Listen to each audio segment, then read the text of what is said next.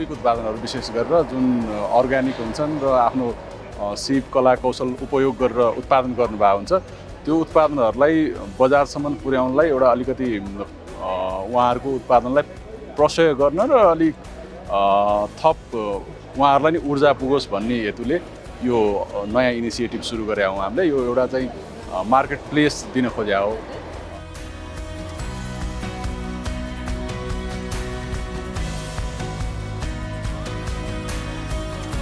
हाम्रै कृषकलाई हाम्रै कस्टमरलाई आफ्नो बारीमा उब्जाएकोलाई बजारीकरण गर्न हेल्प गर्नलाई उनीहरूलाई चाहिँ डिफ्रेन्टली एउटा चाहिँ सोसियल मिडियाबाट ब्रान्डिङ मार्केटिङ गर्नलाई हेल्प गर्नलाई पनि यो इनिसिएटिभ लिएको।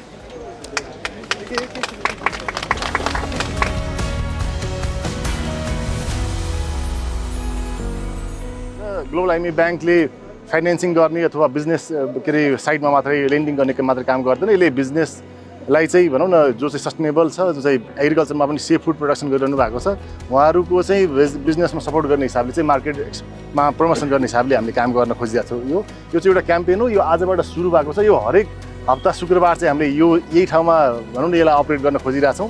यसबाहेक पनि हामीले यो पछाडि चाहिँ यसलाई हामीले अरू हाम्रो ब्रान्चेसहरूमा अथवा अरू हाम्रो युनिट्सहरूमा पनि विस्तार गर्ने लक्ष्य राखेका छौँ।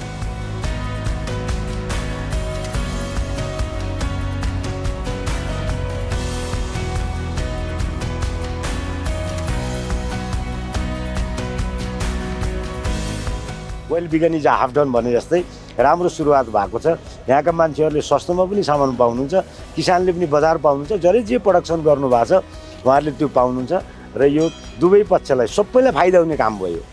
त्यसकारण चाहिँ म यो इनिसिएटिभको लागि हाम्रो टिमलाई थ्याङ्क यू भेरी मच भन्न चाहेँ। Thank you.